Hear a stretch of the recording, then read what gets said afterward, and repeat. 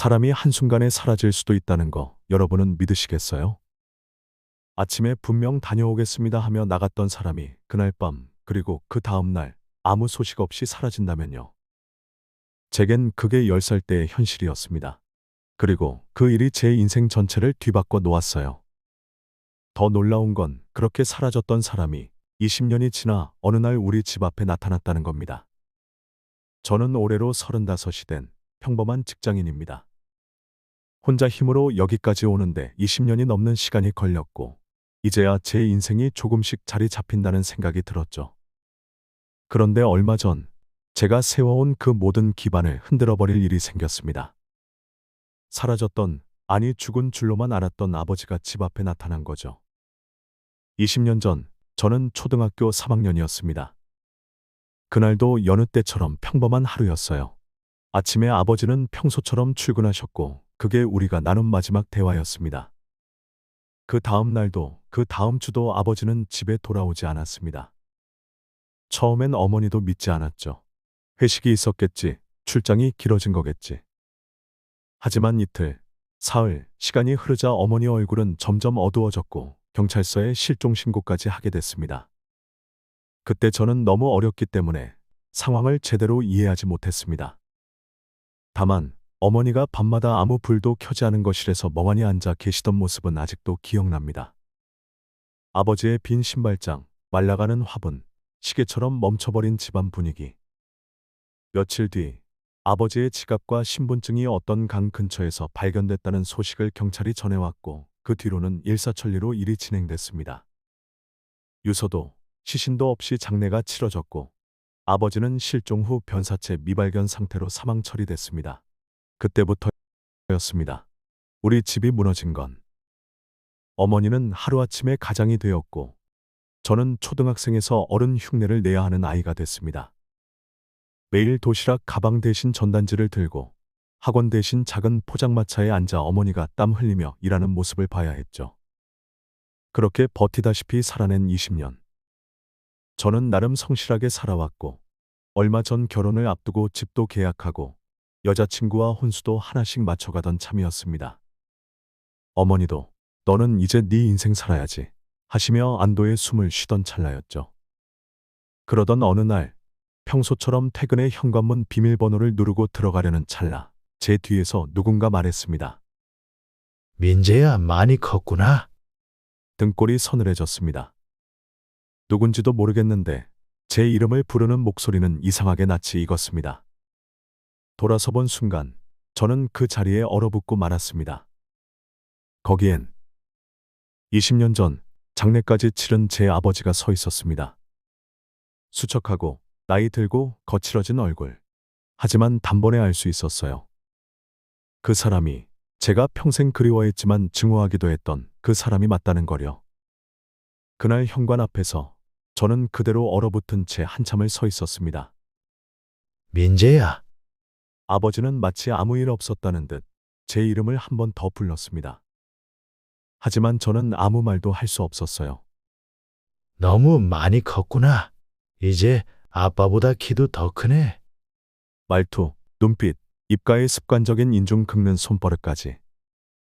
이건 꿈도 아니고 착각도 아니었습니다. 그 사람은 분명히 우리 아버지였습니다. 당신 죽은 거 아니었어요? 그 장례는 뭐였어요? 제 목소리는 떨렸고 머릿속은 새하얘졌습니다. 하지만 더 충격적인 건 그 다음 아버지의 대답이었습니다. 미안하다. 그땐 그래야만 했어. 그날 밤 우리는 조심스레 어머니를 깨워 상황을 전했습니다. 그리고 그 순간 어머니의 표정은 잊을 수 없습니다. 눈동자가 떨리더니 아무 말 없이 그대로 쓰러지셨죠. 119를 불러 응급실에 실려가는 도중에도 아버지는 아무 말이 없었습니다. 단지 조용히 뒷좌석에서 고개를 떨구고 있을 뿐이었죠. 그 모습은 무척 이상했습니다. 20년 만에 만난 가족 앞에서 죄책감에 무너지는 게 아니라 무언가를 계산하는 사람처럼 보였으니까요. 며칠 후 어머니가 퇴원하시고 우리는 가족이 처음으로 한자리에 마주 앉았습니다. 냉랭한 분위기 속에서 어머니는 입을 열었습니다. 정말 당신이야? 진짜 살아있었던 거야? 그래, 살아있었어. 미안해. 그때 사고로 죽은 척 할 수밖에 없었어. 왜 그랬어? 우리한텐 아무 말도 없이. 아버지는 말을 아꼈고 결국 한참을 망설인 끝에 꺼낸 진실은 이랬습니다. 20년 전 아버지는 다니던 회사에서 거액의 횡령 사건에 휘말렸다고 했습니다. 처음엔 선배의 부탁으로 서류 몇 장의 이름을 빌려줬는데 일이 커져 검찰 수사가 시작됐고 결국 자신에게 모든 책임이 씌워졌다는 거죠. 나 하나 잡히면 너희까지 다칠 것 같았어. 가족에게까지 수사 손길이 가는 걸 원치 않았어. 그래서 그는 스스로 사라지기로 마음먹고 도피성 자살 위장극을 벌였다는 것입니다. 지갑과 신분증을 일부러 흘려두고 며칠간 은신한 뒤 다른 이름으로 삶을 시작했다고요. 처음엔 정말 그렇게 믿었습니다. 아버지도 피해자였을 거라고. 이제 와서라도 돌아왔다는 것에 감사해야 하는 걸까? 그런 혼란스러운 생각 속에서 한동안은 정말 힘들었습니다. 하지만 이상한 점이 하나둘씩 드러나기 시작했어요. 첫 번째 이상함은 돈 이야기였습니다. 민재야, 이제 결혼도 앞두고 있다면서. 집은 어디로 구했어? 작게 전세로 들어가려는데요. 전세? 안 되지. 그건 불안해. 내가 좀 도와줄게. 느닷없이 아버지가 결혼자금 지원을 얘기하기 시작했어요. 20년 동안 연락 한 통 없던 사람이 갑자기 금전적으로 도와주겠다고요? 그 자체도 이상했지만 더 이상한 건 도와주겠다면서 자꾸 어머니 명의의 오래된 땅과 보험 얘기를 꺼내는 거였어요. 내 엄마 이름으로 된 땅 아직 그대로지? 그거 팔면 내 신혼집은 물론이고 너희 엄마도 편히 살 수 있어. 그때 저는 처음으로 아버지가 돌아온 이유가 가족 때문이 아닌 돈 때문일 수 있다는 생각이 스쳤습니다. 두 번째는 아버지의 새로운 신분이었습니다.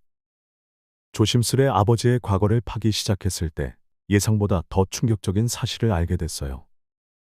아버지는 도피 중 김철수라는 이름으로 경상도 쪽에 숨어 살며 이미 다른 여성과 사실혼 관계로 살고 있었다는 것. 그리고 그 여성과 사이에 딸이 하나 있다는 것도요. 제가 아들이라는 존재가 있음에도 불구하고 아버지는 도피 중에도 또 다른 삶을 꾸리고 있었던 겁니다.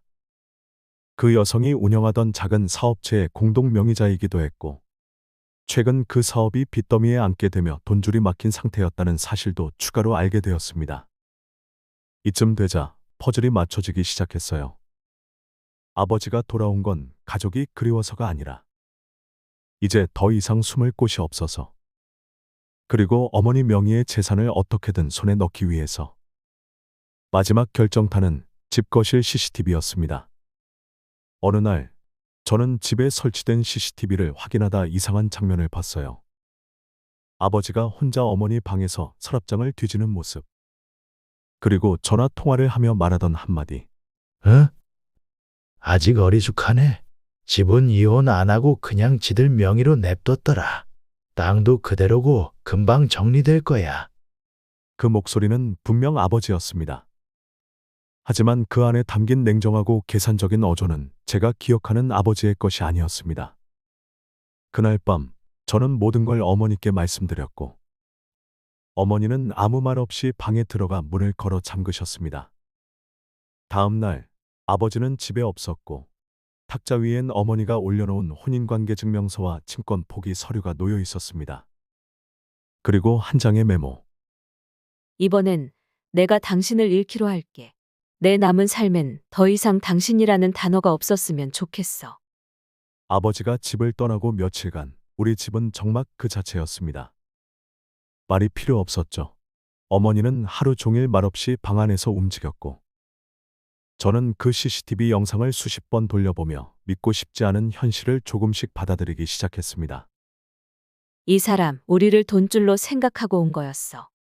그 사실을 완전히 받아들인 순간 이상하게 눈물이 나질 않았어요. 오히려 속이 부글부글 끓었습니다. 우릴 2번 버린 사람. 그는 내 인생에서 다시는 등장하지 말았어야 했습니다. 그런데 일주일쯤 지났을까요? 회사에서 퇴근해 오니 집 우편함에 누런 봉투가 꽂혀 있었습니다. 보낸 사람 김철수. 열어보니 내용은 간단했습니다. 민재야. 아빠다. 지금 내가 있는 곳은 너도 잘 아는 그 낡은 집 뒤편 공장지대 쪽 원룸이다. 할 얘기가 있다. 마지막으로 딱 한 번만 얼굴 보자. 오해일 수 있어. 너도 어른이잖아. 판단은 내가 해. 저는 그 편지를 보고도 한참을 고민했습니다. 가지 말자니 찝찝했고 간다 해도 뭔가 무서울 것 같았죠. 그날 밤 어머니는 제게 이렇게 말했습니다. 가지 마. 그 사람은 널 위해 돌아온 사람이 아니야. 알아요. 근데 그냥 확인하고 싶어요. 정말 그 사람 끝장난 사람인지. 그날 밤 10시. 약속된 장소인 공장지대 뒤편 원룸 건물로 향했습니다. 가로등도 없는 골목길, 쿰쿰한 냄새, 폐기물 더미 옆을 지나쳐 작은 문 앞에 도착했을 때 문이 삐걱 열렸고 안에서 낯익은 목소리가 들렸습니다. 왔냐, 민재야. 그 방 안 아버지는 여전히 수척했지만 눈빛은 이상하게 날카로웠습니다. 그 눈빛에서 저는 죄책감도 부끄러움도 반가움도 찾을 수 없었습니다. 그저 협상의 상대를 마주한 사람처럼 말이죠. 내가 말했지? 오해라고. 내가 너희 돈 노린 거 아니라고. 그럼 CCTV에 찍힌 건요? 엄마 서랍 뒤지고 그 여자한테 전화한 건? 그건 내가 궁지에 몰려서 그랬다. 너도 살아보면 알겠지만 사람은 급하면 무슨 짓을 하게 되는지 몰라. 그 순간 저는 더 이상 감정적으로도 그를 아버지라고 느낄 수 없었습니다. 지금이라도 솔직히 말하세요. 왜 돌아왔어요? 그래? 말할게. 그리고 그는 마치 큰 자백이라도 하듯 말을 이어갔습니다. 그 여자랑 사업한 거 망했다. 빚이 생겼고 도망 다니다가 내 엄마 이름이 떠오르더라. 예전에 명예 돌려놨던 땅 아직 팔지 않았다고 들었거든. 그래도 난 어떻게든 갚고 다시 시작하고 싶었어. 근데 그 영상 보여준 이후로 너도 나를 끝났다고 생각하겠지. 그는 그 말 끝에 한 장의 종이를 내밀었습니다. 그 안엔 충격적인 내용이 담겨 있었습니다. 제3분할 청구 소송 예고 통지서 초안. 청구자 김철수. 피청구자 정은숙. 청구 내용 공동생활 및 혼인관계 기간 중 발생한 재산에 대한 법적 청구. 이걸 진짜로 낼 생각이세요? 법은 가족이든 뭐든 따지지 않아. 내가 여기까지 망가진 게 너희 때문은 아니지만 그래도 갚을 방법이 그거밖에 없더라. 저는 순간 숨이 막혔습니다. 이 사람이 정말 아버지였을까? 우리 집을 이렇게까지 흔들어 놓고 이제는 법적 피해자 행세까지 하려 한다는 사실. 집에 돌아와 어머니께 모든 사실을 전하자. 어머니는 단 한마디 하셨습니다. 그럼 내가 이혼을 청구하지. 나도 그 사람 이름 이제 다 지울 수 있게. 그리고 바로 다음 날 아침. 어머니는 혼자 구청에 들러 혼인 무효 소송 준비에 들어갔습니다. 그날 저녁 어머니는 제게 조용히 봉투 하나를 내밀었습니다. 이건 내 아빠가 진짜 죽은 날이라고 생각하렴. 이 집 이제 너한테 증여할 거야. 그리고 난 다시는 그 사람을 사람이라 부르지 않을 거야. 그 순간 저는 정말로 가족이란 게 뭐고 혈연이라는 말이 어떤 잔인한 굴레인지 뼈저리게 느꼈습니다. 어머니는 말 그대로 초인 같은 집중력으로 그 사람과의 과거를 정리해 나갔습니다. 가족관계 등록부에서 남편이라는 이름을 지워가는 모든 절차를 스스로 밟으셨고 변호사와 상담하며 명의로 된 모든 재산에 대한 법적 대응도 시작했죠. 그 와중에도 그 사람 김철수는 변함없었습니다. 이따금 편지가 날아왔고 내용은 늘 같았죠. 나는 내 아버지다. 그 사실만은 변하지 않는다. 마지막 기회다. 합의해라. 가족이 이렇게까지 싸워야 하냐? 웃기지도 않았습니다. 가족이라면서 우리를 또 한 번 찢어놓으려는 그 사람의 마지막 발버둥이었죠. 그렇게 몇 개월이 흘렀고 제3분할 청구 소송은 법원에서 기각됐습니다. 20년 넘게 별거 상태였고 실질적인 혼인관계가 없었으며 무엇보다 고의적 실종과 도피가 법적으로 인정됐기 때문입니다. 어머니는 그 결과를 조용히 받아들이셨고 그날 밤 평소와 다르게 술 한 잔을 따라 마시며 제게 말했습니다. 나 이제 정말 자유다. 민재야, 엄마, 진짜 수고하셨어요. 너도. 우리 둘 다 고생했다. 그날 어머니의 눈빛엔 20년 넘게 얽매여 있던 족쇄가 풀린 듯한 평온함이 깃들어 있었습니다. 한편으론 슬프기도 했습니다. 그 사람과의 모든 연을 끊어야만 우리가 살아갈 수 있었다는 사실이. 그리고 그로부터 한 달 뒤, 김철수의 부고장이 도착했습니다. 자살. 원룸에서 약물과다로 스스로 목숨을 끊은 채 발견됐다고 했습니다. 그를 돌보던 여성도 이미 연락을 끊은 지 오래였고 시신 인수자도 없었기에 시에서 무형고자로 처리될 예정이라는 통보였습니다. 잠시 가슴이 먹먹했습니다. 결국 그렇게 끝난 인생이었구나 싶었고, 그래도 내 아버지였던 사람의 끝이 이토록 쓸쓸하다는 사실은 마음 어딘가를 건드렸습니다. 하지만 저는 시청 공무원에게 이렇게 말했습니다. 저희는 시신 인수를 원치 않습니다. 그 사람은 우리 가족이 아닙니다. 그날 밤 어머니와 저는 함께 작은 제사상을 차렸습니다. 아버지를 위한 게 아니었습니다. 우리의 지난 시간을 보내주는 상. 그리고 이제는 정말 우리 둘만의 삶을 시작하는 의식 같은 거였죠. 민재야, 너 진짜 잘 컸다. 엄마도요. 진짜 멋진 사람이에요. 우리는 아무 말 없이 잔을 부딪혔고, 이상하게 그날 밤은 아주 편하게 잠들 수 있었습니다.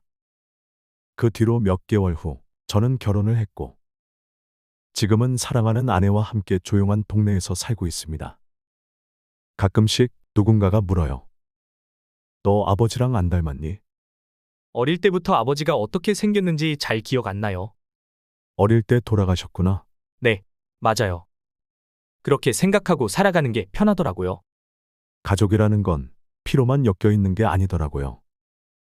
그 사람이 돌아왔을 땐 혈연이라는 단어에 흔들렸지만, 결국 그 안에 사랑도 책임도 없었다면 그건 그냥 낯선 사람일 뿐이었습니다. 어머니와 나는 이제 진짜 가족입니다. 지켜야 할 사람만 남기고 잊어야 할 사람은 지운 채 우리는 그렇게 살아가고 있습니다. 그리고 그 모든 시작은 그 사람이 우리 집 앞에 나타났던 날이었죠. 돌아온 사람은 아버지가 아니었습니다. 가족이란 이름을 가장한 이방인일 뿐이었죠.